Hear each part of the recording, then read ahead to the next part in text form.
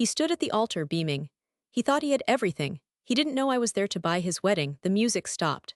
A heavy, rhythmic heartbeat started thumping through the subwoofers, vibrating the very floor the guests stood on.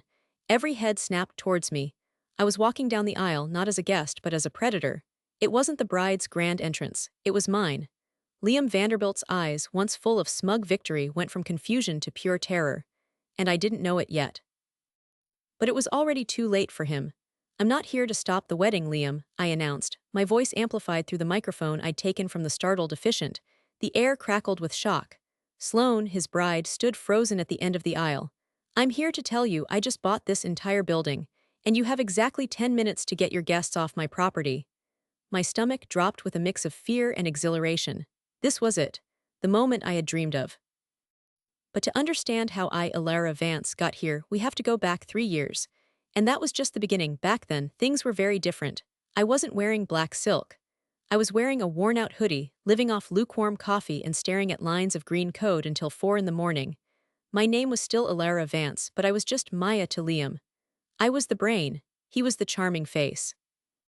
Together, we were building Aegis, an AI software that could predict stock market crashes before they happened. I poured my soul into every single line of code. Every late night, every forgotten meal, every aching muscle in my neck was for us.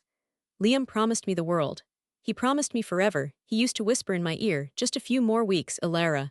Once this goes live, we're out of this cramped Manhattan apartment. It'll be us against the world, our empire, I promise you." And I believed him. I didn't just love him, I trusted him completely. When he brought home a stack of papers one night, saying it was just a formality for our angel investors, I barely glanced at the fine print. I signed it without a second thought. My heart told me the man who wanted to spend forever with me wouldn't betray me. I was so wrong. I thought that was the worst part. I was wrong. The Napa Valley Gala was supposed to be our victory lap. A celebration of our first $10 million funding round.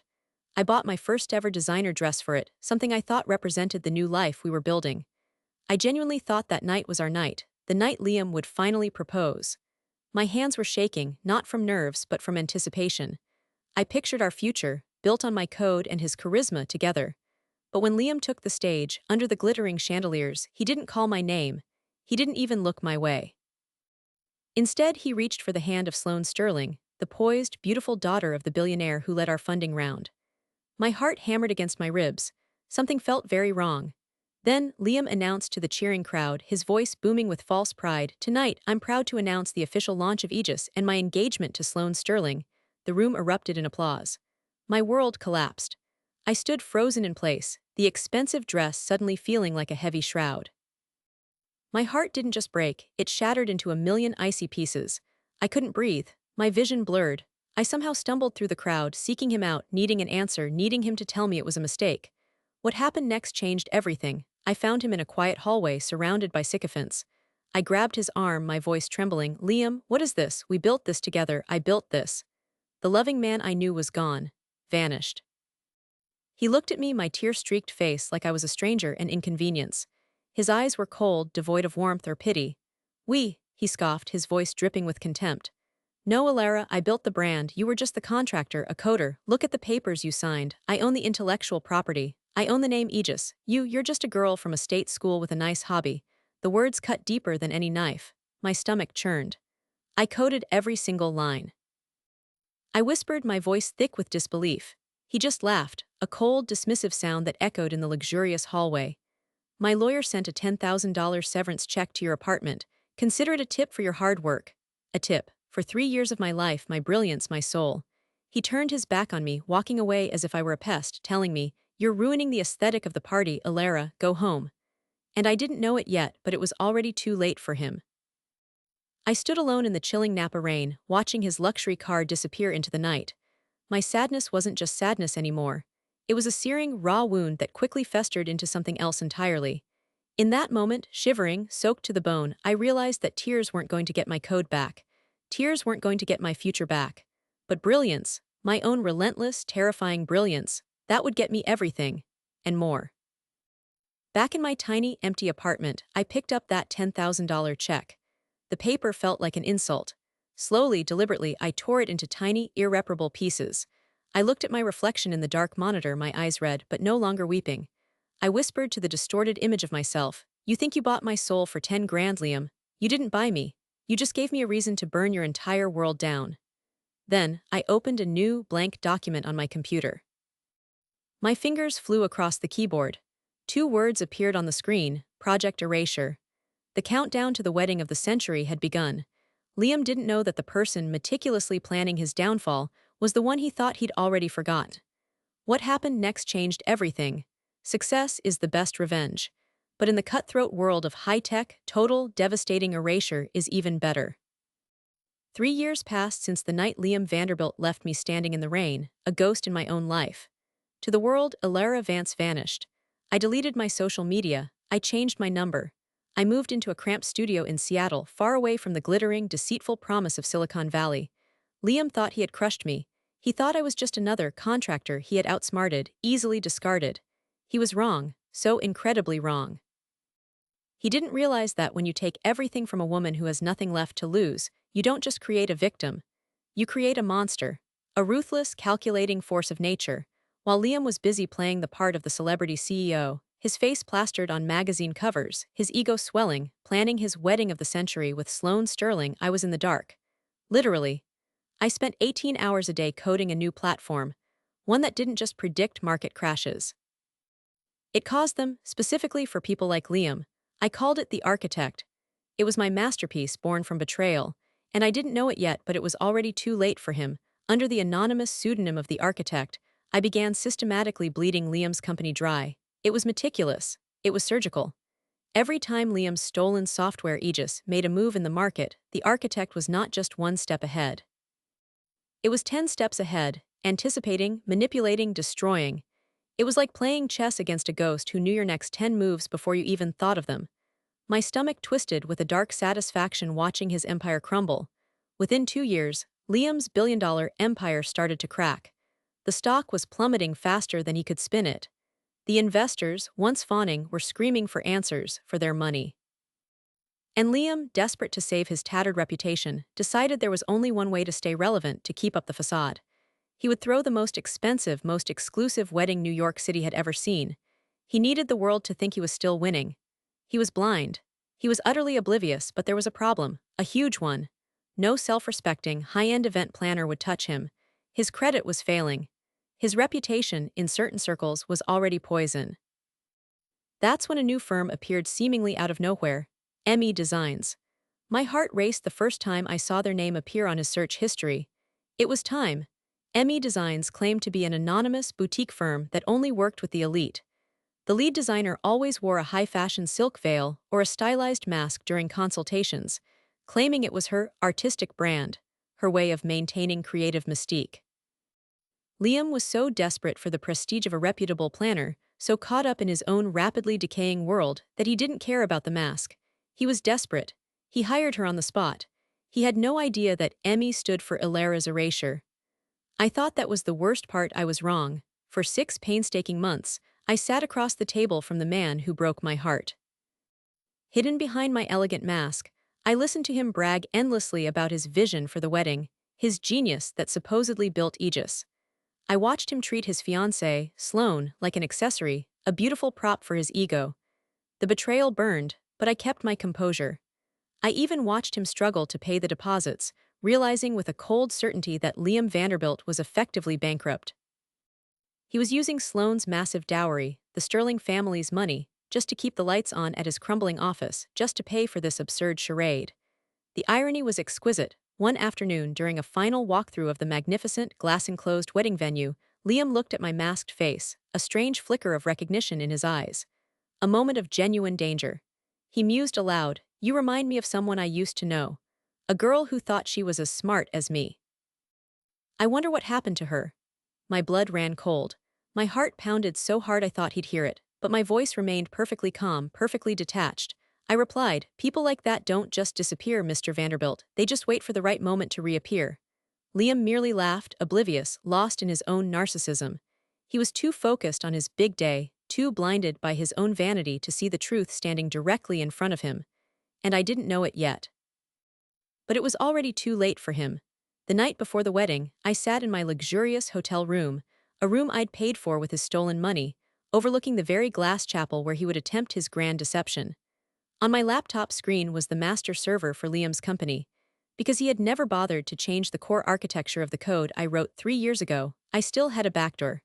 A silent, untraceable kill switch. With one single click, I could delete everything. Every line of his stolen code. Every bogus trade. Every single cent he falsely claimed as his own. A quick, clean death for his empire, but I didn't click it, not yet. A quick death was too easy for a man like Liam.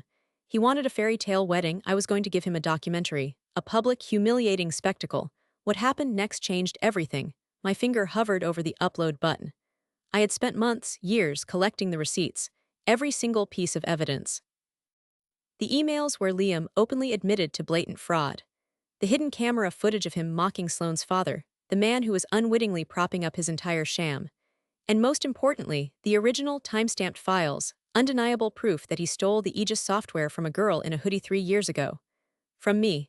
I looked at the gold and white wedding invitation on my desk, smelling of expensive perfume, a stark contrast to my grim determination. I smiled. And for the first time in 3 years, it wasn't a cold, calculating smile. It was the fierce, triumphant smile of someone who had already decisively won. I whispered to the empty, opulent room, "Enjoy your last night as a billionaire, Liam. Tomorrow, the world finds out who the real architect is." The climax was upon us. The glass chapel in Manhattan was a masterpiece of pure ego. 600 hand-picked guests, $3,000 per plate dinners, and a floral budget that could have fed a small village for a year. Liam Vanderbilt stood at the altar, adjusting his cufflinks, a smug, self-satisfied smirk on his face. He looked like a man who had won. He had the heiress, he had the funding, and he had the world watching, hanging on his every false word. He didn't realize he was standing in a meticulously crafted trap he had paid for himself. I stood in the control booth at the very back of the opulent hall, hidden in plain sight. I had traded my mask for a discreet headset. To the overwhelmed security team and the frantic wedding planners, I was just the genius behind ME Designs, the woman who had pulled off the impossible wedding in record time. To Liam, I was still a ghost, a forgotten past. He had no idea the ghost was holding all the strings. My heart hammered against my ribs, a thrilling, terrifying rhythm. The custom orchestral music began, a piece Liam had personally commissioned to celebrate his greatness. As Sloane began her majestic walk down the long, mirrored aisle, Liam's smile was blinding, almost painful to watch. But I was looking at my watch. 5, 4, 3, 2, 1. The music didn't just stop, it screeched to a halt, a discordant, jarring sound that cut through the expectant hush. The massive 40-foot LED screens that were supposed to show a romantic montage of Liam and Sloane went pitch black. Then, the heavy, rhythmic heartbeat began again, thumping through the subwoofers, vibrating the very floor the terrified guests stood on. A wave of murmurs rippled through the crowd. My stomach tightened. Then, a voice filled the suddenly silent room. It wasn't the priest. It was Liam's own voice, recorded 3 years ago in a Napa Valley hallway. His words, cold and dismissive, echoed through the glass chapel, undeniable and damning. "I built the brand. Alara was just the contractor. I own the IP. She's just a girl from a state school with a nice hobby." A collective gasp swept through the crowd. Sloane, halfway down the aisle, stopped dead in her tracks, her bridal veil trembling. Liam's face, once tanned and confident, went from ghostly white to a mottled red in 3 terrifying seconds. Pure panic flashed in his eyes. But I wasn't done. Not yet. This was just the prologue. The screens flickered to life, displaying internal bank ledgers from Liam's company. In giant, glowing red numbers, it showed the brutal, undeniable truth. The company was a hollow shell.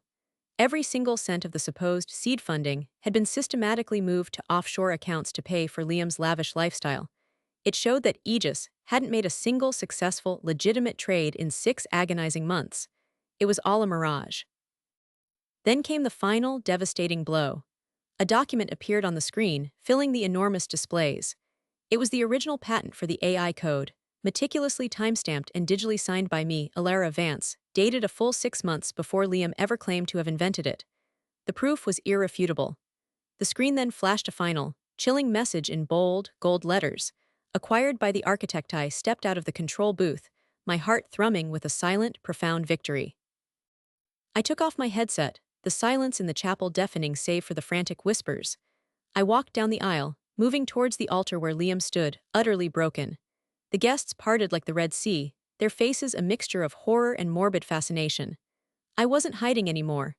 I was wearing the same breathtaking black silk dress I had imagined for 3 years, the dress of a woman who had finally claimed her rightful place.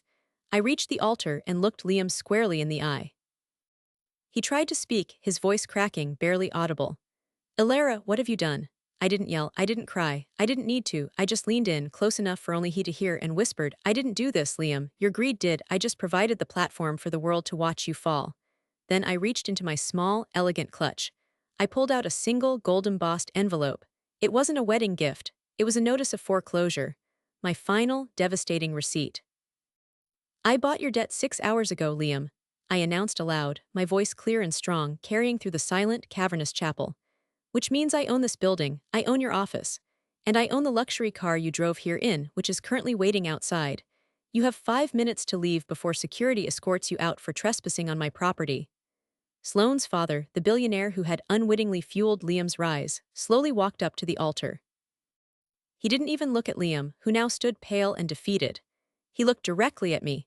He saw the cold fire in my eyes, the formidable brilliance in my strategy. He turned to his stunned daughter, took her hand, and simply said, his voice heavy with finality, "Let's go, Sloane. There is no wedding today." As the elite of New York City fled the building, their whispers like a distant storm, Liam Vanderbilt was left standing utterly alone at the altar of his own ruined empire. A pathetic, hollow shell of a man.